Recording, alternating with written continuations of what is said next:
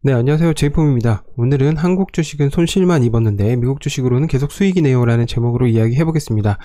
이거 제가 9월 3일에 포스팅한 내용이거든요. 제가 한 번에 글을 쫙 써서 포스팅하는 경우도 있지만 보통은 제가 글을 계속 쓰고 수정하고 이제 포스팅할 때가 되면 바로 그때 포스팅을 해요. 그러니까 제가 8월 말 정도부터 이 글을 쓰기 시작했겠죠. 그래서 9월 3일에 이제 완성이 된 것 같아서 포스팅을 했는데 오후 3시 18분에 포스팅을 했는데 정말 공교롭게도 미국이 9월 2일이 고점이었어요. 9월 3일부터 하락하기 시작해서 오늘 이 영상을 녹화하는 9월 17일까지 계속 하락세가 이어지고 있습니다. 중간에 반등하기도 했는데 그러다 다시 하락했고요. 고점이 9월 2일이었어요. 그러니까 정말 우연의 일치죠.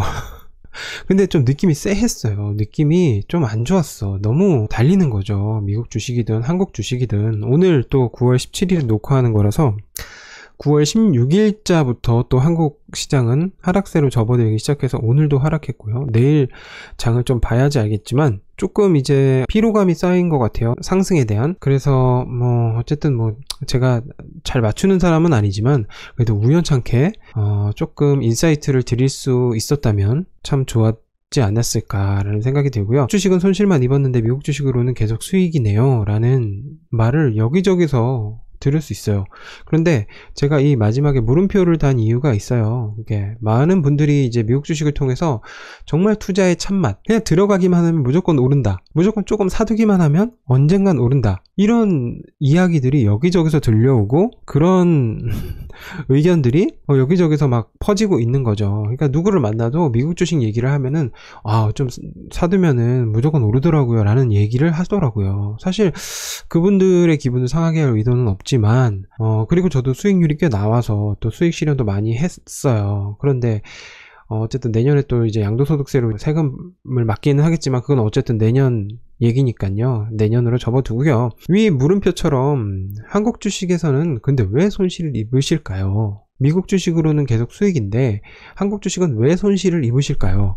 이게 정말로 중요하다는 거죠. 이런 물음이 중요하다는 거예요. 이 물음이 없이는 어떻게 수익이 났는지, 어떻게 손실이 났는지 분석하지 않고 그냥 여기저기 옮겨 다니다가 수익이 얻어 걸리면 진짜 오래 가지 못해요. 제가 얼마 전에 그 다음 이런 짤 같은 거 봤는데 이제 딘딘 씨가 이렇게 단타하는 모습이 나오더라고요. 그 모습이 그냥 저도 예전에 그런 모습이었어요. 상한가 가는 종목 그냥 따라서 사서 한 1, 2% 먹고 나오고 그런 거였어요. 그런데 언제나 기억하셔야 될 거는 뭐냐면 그렇게 수익이 나면 반대로 그렇게 손실이 날 수 있다는 거예요. 왜 손실 입었는지 분석하지 않고 그냥 막 이렇게 옮겨 다니다가 얻어 걸리는 거는 오래 가지 못해요. 분명히 이유가 존재해야 자신만의 기준으로 발전도 시킬 수 있고요. 또 그게 경험이 돼서 손실이라는 실패도 줄이고 수익이라는 성공의 확률을 높일 수 있습니다. 우리는 계속해서 진행해야 될 일이 뭐냐면 실패를 줄이고 성공의 확률을 높이는 거예요.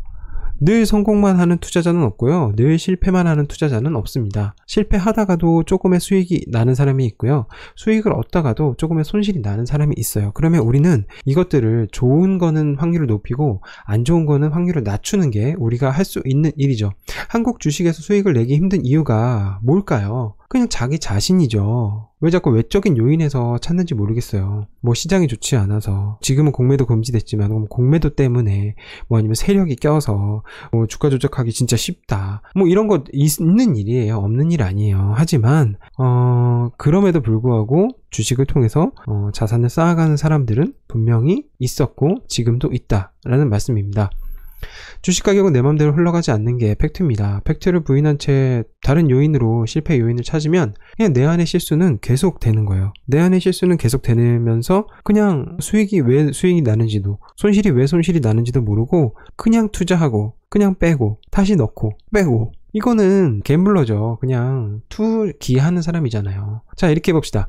수익을 얻었으면은 왜 수익이 발생했는지 이유를 찾아보고요. 손실이 발생했으면은 왜 손실이 발생했는지 이유를 찾아보고, 수익의 이유는 계속 지속을 하는 게 좋고요. 손실의 이유는 이제는 하지 않도록, 두 번 다시 실수하지 않도록 노력을 해봅시다. 수익이든 손실이든 이유를 찾았으면은 반드시 기록을 한번 해보세요. 여러분, 기록하는 게 진짜 도움이 많이 돼요. 기록을 하는 것이 왜 도움이 되냐면 내가 그 당시에 어떤 생각을 가지고 어떤 마음을 가지고 매수를 했는지 매도를 했는지 거기에 보면 나와 있어요. 그러면 매수할 때도 한 번 더 생각하게 되고요, 매도할 때도 한 번 더 생각하게 돼요. 그러면 뇌동매매를 줄일 수 있어요. 내가 그때 부화 내동에서 그냥 뇌동매매하는 그 순간을 줄일 수가 있어요. 근데 또 이 주식이라는 것이 참 요망한 것이 무엇이냐면 또 이런 감으로 할 때 맞는 경우가 있어요. 그러니까 이 감도 무시하면 안 돼요. 감에 의한 매수 매도도 분명히 있어야 되지만 감에 의한 매수 매도만 있으면 그분은 아마 손실이 크지 않을까라는 생각이 듭니다. 한 고객님 만나서 얘기를 나누던 중에 연금저축펀드 TDF에 넣어놓으신 분이 있거든요. 제가 연금저축펀드 TDF에 어떻게 투자하는지 영상도 만들어 놨으니까 이 영상도 한번 보시고요. 수익이 안정적으로 발생했어요. 거의 바이러스 이전에는 6%, 그리고 바이러스 이후에는 한 13% 정도 연수익 난 분이셨어요. 그런데도 한마디 하시더라고요. 장이 좋잖아요. 나스닥 ETF에 넣었으면 얼마나 더 좋았을 텐데, 아유, TDF에 넣어가지고 조금밖에 수익률이 안 오른 것 같아요 라고 이야기 하시더라고요.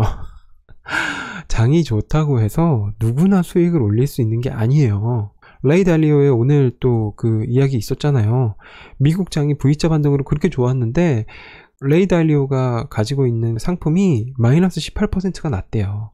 장이 좋다고 해서 누구나 수익을 올리는 게 아니에요. 이미 수익을 올리고 있는데 더 큰 수익이 있는 곳으로 투자하지 못했다는 거를 자꾸 후회하시는 거죠. 그러면서 자기 탓은 하지 않고 그냥 남 탓만 하는 거예요. 더 좋은 상품 권해줬어야지, 더 좋은 거 하게 해줬어야지. 수익이 나도 왜 나는지 몰라요. 손실이 나도 왜 나는지 모르고요. 그리고 더 무서운 건 뭔지 아세요? 손실이 발생했을 때 더 하이 리스크 쪽으로 눈길을 돌립니다. 왜냐면 그 손실을 만회해야 돼요. 한 번에 만회해야 돼요. 결국엔 투자금도 다 소진하고 시장에서 아웃되는 거죠. 시장에서 아웃되는 건 뭐예요? 내 투자금 다 날리는 거잖아요. 뭐 제가 부정적이라고 생각하신다면 그것도 맞는 이야기실 수도 있어요. 근데 한 가지만 기억하셨으면 좋겠습니다. 실력자는 연장 탓을 하지 않습니다. 실력자는 그 어떤 상황 탓도 하지 않고요, 연장 탓도 하지 않고요, 자기 주위에 있는 사람 탓도 하지 않아요.